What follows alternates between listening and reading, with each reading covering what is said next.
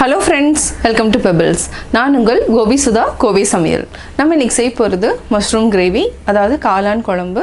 இது வந்து என்னன்னா நம்ம சப்பாத்தி கூடயே வச்சுக்கலாம், சாதத்து கூடயே வச்சுக்கலாம். அது மட்டும் இல்லாமல் பிரெட் டோஸ்ட் கூடயும் நம்ம ஸ்டஃபிங் மாதிரியும் வச்சு சாப்பிட்லாம். அதாவது என்னென்னா கொஞ்சம் வித்தியாசமாகவும் இருக்கும். நம்ம இதுக்கு என்னென்னா 2 பாக்கெட் எடுத்துக்கலாம். மசாலா மட்டும் என்னென்ன மசாலா அப்படிங்கிறத இந்த வீடியோவில் பார்த்து தெரிஞ்சுக்கலாம். வாங்க எப்படி செய்கிறதுன்னு பார்க்கலாம்.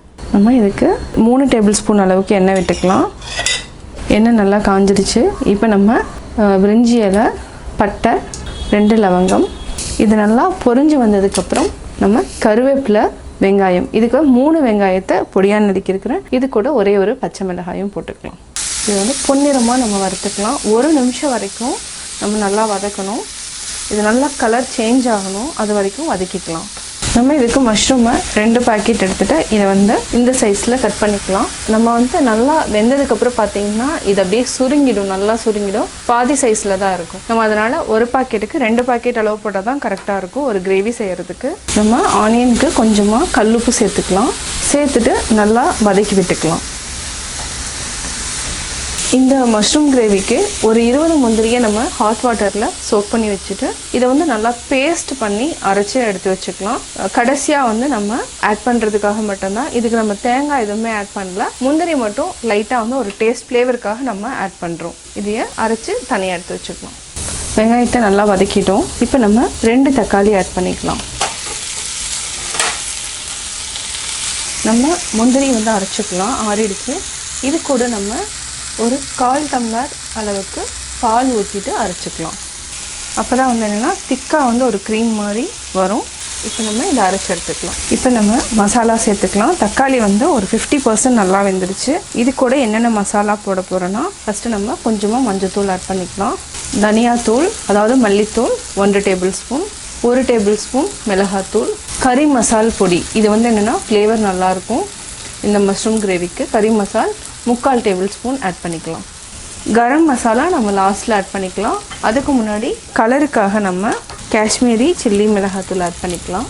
இது ஒரு 1/2 டேபிள் ஸ்பூன் ஆட் பண்ணிக்கலாம். இது கூட சீரகத்தூள் 1/4 டீஸ்பூன். இதை பச்சை வாசனை போகிற வரைக்கும் நம்ம நல்லா வதக்கிக்கலாம்.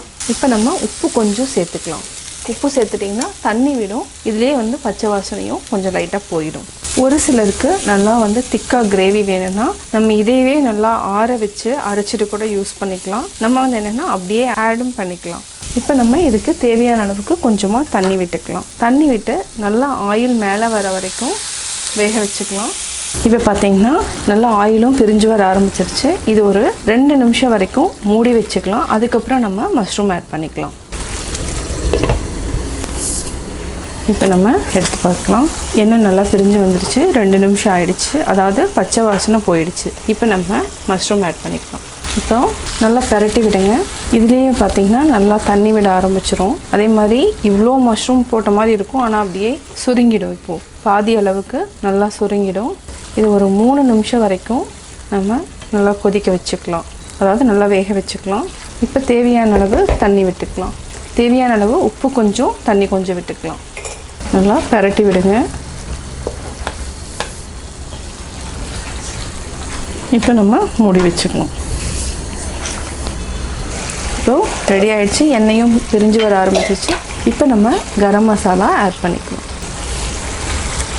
கரம் மசாலா ஆட் பண்ணிவிட்டோம். ஒரு நிமிஷம் வரைக்கும் நல்லா மூடி வச்சுக்கலாம். இப்போது ரெடி ஆகிடுச்சு. இப்போ நம்ம முந்திரி பேஸ்ட்டை ஆட் பண்ணிக்கலாம். கொஞ்சமாக தண்ணி விட்டு இது அப்படியே நல்லா மிக்ஸ் பண்ணி விடுங்க. இது 30 செகண்ட் வந்து கொதிச்சாலே போதும், ரொம்ப நேரம் தேவையில்லை. இப்போ நம்ம எடுத்துக்கலாம். 30 செகண்ட் ஆகிடுச்சு. கேஸ் ஆஃப் பண்ணிவிட்டு நம்ம கொத்தமல்லி தழை மிக்ஸ் பண்ணிக்கலாம். இதையும் நல்லா மிக்ஸ் பண்ணி விடுங்க.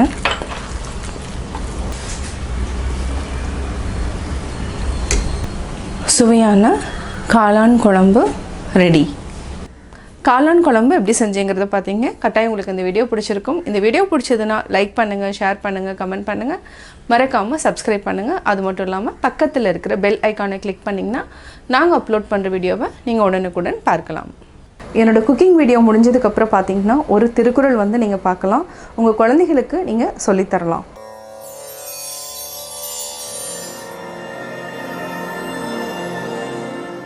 உடையார் முன் இல்லார் போல் ஏ கற்றுங் கற்றார் கடையரே கல்லாதவர்.